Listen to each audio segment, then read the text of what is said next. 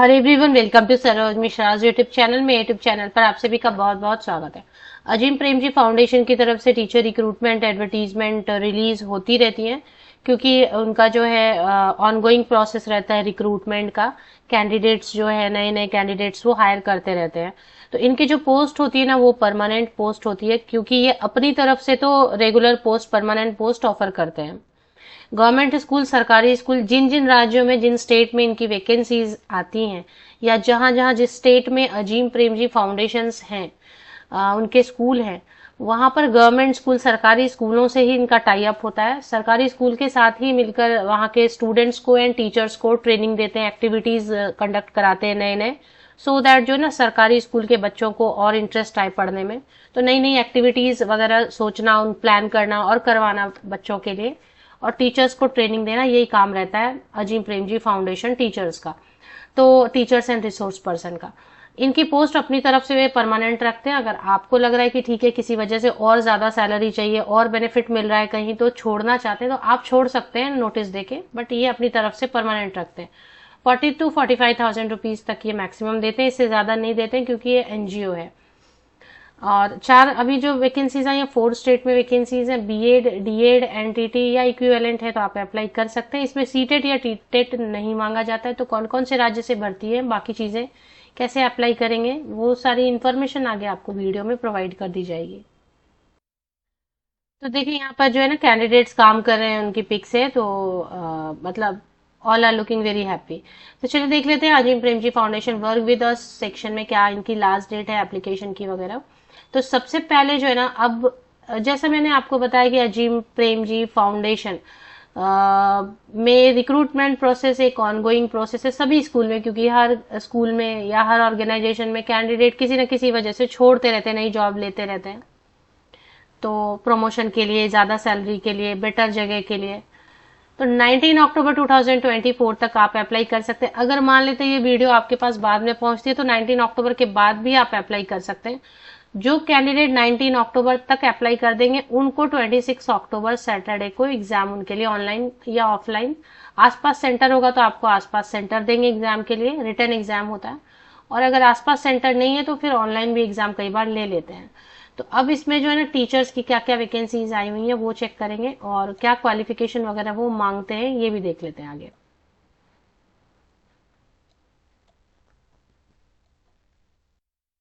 तो इनके 3 टाइप के पोस्ट रहते हैं। सबसे पहले जो पोस्ट है, आप स्क्रीन पर अभी देख पा रहे होंगे, जो सबसे पहले इनके पोस्ट है, एलिजिबिलिटी है, वो प्री प्राइमरी के लिए है। तो प्री प्राइमरी में 12th पास है, ग्रेजुएशन है, जो भी है, एनटीटी नर्सरी टीचर ट्रेनिंग या मॉन्टेसरी टीचर ट्रेनिंग, या फिर और भी कोई प्री प्राइमरी सेक्शन को पढ़ाने के लिए आपने टीचर ट्रेनिंग किया हुआ है तो वो अप्लाई कर सकते हैं।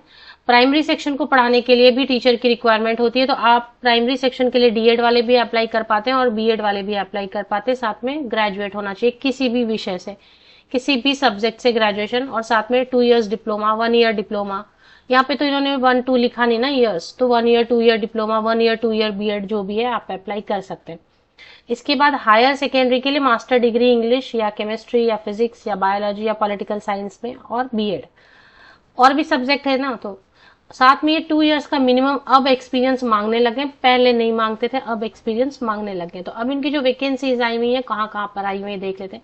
सबसे पहले अभी जो करेंटली ओपनिंग है वो है उत्तराखंड में। उत्तराखंड में इनकी उत्तराकाशी में भी है और उधम सिंह नगर में भी है। तो अगर आपको जॉब पोस्टिंग मिलेगी, देखिए अप्लाई तो आप किसी भी स्टेट से कर सकते हैं, इसमें कोई रेसिडेंस आपको नहीं दिया जाएगा। आपको फिर जैसे सपोज आप बिहार से हैं, बिहार में वैकेंसी नहीं है इनकी, तो बिहार से आप उत्तराखंड अप्लाई कर सकते हैं, लेकिन फिर आपको उत्तराखंड आना पड़ेगा। और उत्तराखंड अगर आप आएंगे तो आपको कोई रेसिडेंस वगैरह नहीं देंगे, वो आपको अपना अरेंजमेंट करना होगा। 40 to 45,000 सैलरी ये देते हैं, इससे ज्यादा सैलरी ये नहीं दे पाते हैं, क्योंकि बाकी टाइम पर सैलरी मिलेगी। जॉब कट का कोई डर नहीं रहेगा, फियर नहीं रहेगा, स्ट्रेस नहीं रहेगा, बट आपको रिलोकेट होना पड़ेगा। अप्लाई कहीं से भी कर सकते हैं। तो पहले तो उत्तराखंड में है, उधम सिंह नगर उत्तराखंड, उत्तराकाशी में है।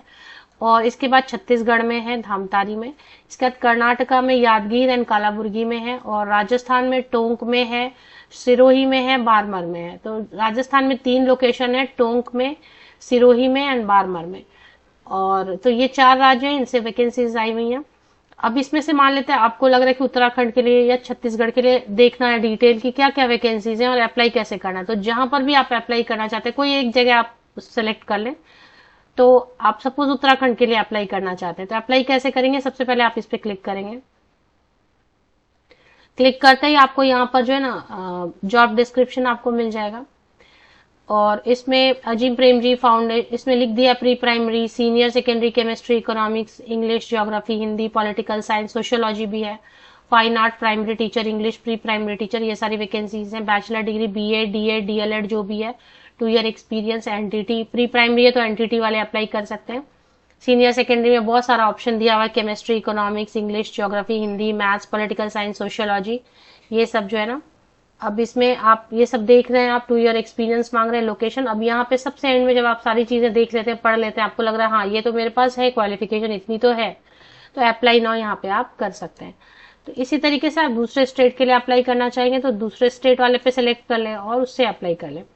तो सबसे पहले आपको क्या करना है कि अजीम प्रेमजी फाउंडेशन के ऑफिशियल वेबसाइट पर आना है। अप्लाई कैसे करना, जॉब एडवर्टीजमेंट कैसे देखेंगे, तो अजीम प्रेमजी फाउंडेशन की लिंक आपको मेरे इसी यूट्यूब वीडियो के डिस्क्रिप्शन बॉक्स में मिलेगी, उसको पहले क्लिक करें।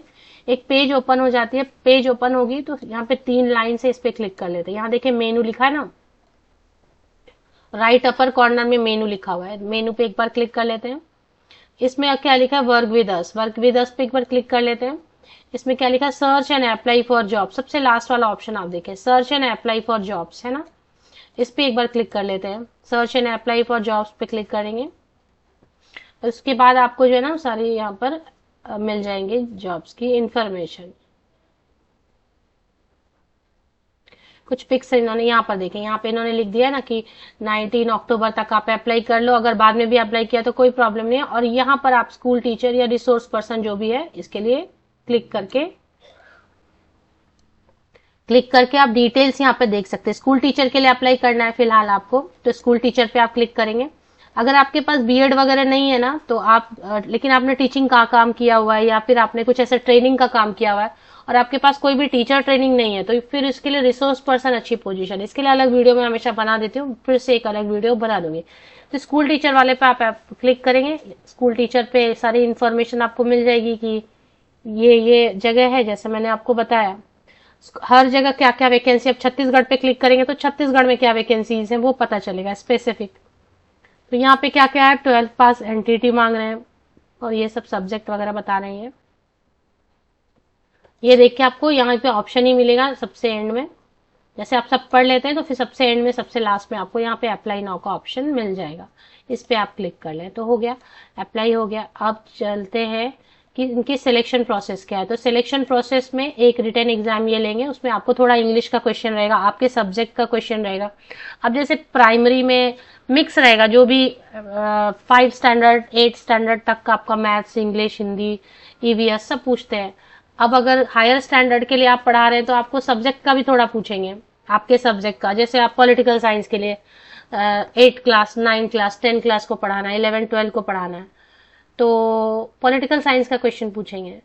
छोटे लेवल में अगर है तो उसमें आपका मिक्स क्वेश्चन ज्यादा रहेगा, जैसे सबसे थोड़ा क्वेश्चन रहेगा।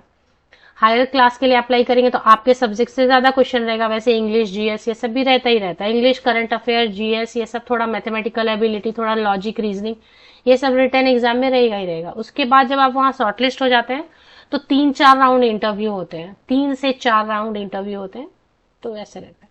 इंग्लिश में क्वेश्चंस आएंगे, questions will be in English only. तो ऑफिशियल वेबसाइट पर कैसे जाना है, कैसे एडवर्टीजमेंट लोकेट करना है, कैसे एक एक स्टेट का देखना है, कैसे अप्लाई करना है, ये सारी चीजें मैंने आपको बता दी वीडियो में। अगर आपने नहीं ध्यान से देखा तो एक बार फिर से वीडियो को बैक करें, वीडियो को ध्यान से देखें। सारी इन्फॉर्मेशन शुरू से एंड तक आपको वीडियो में ही प्रोवाइड कर दी गई है। ऑफिशियल वेबसाइट के लिंक के लिए वीडियो के डिस्क्रिप्शन बॉक्स को नीचे तक स्क्रॉल डाउन करके चेक कर ले, लिंक आपको मिल जाएगी।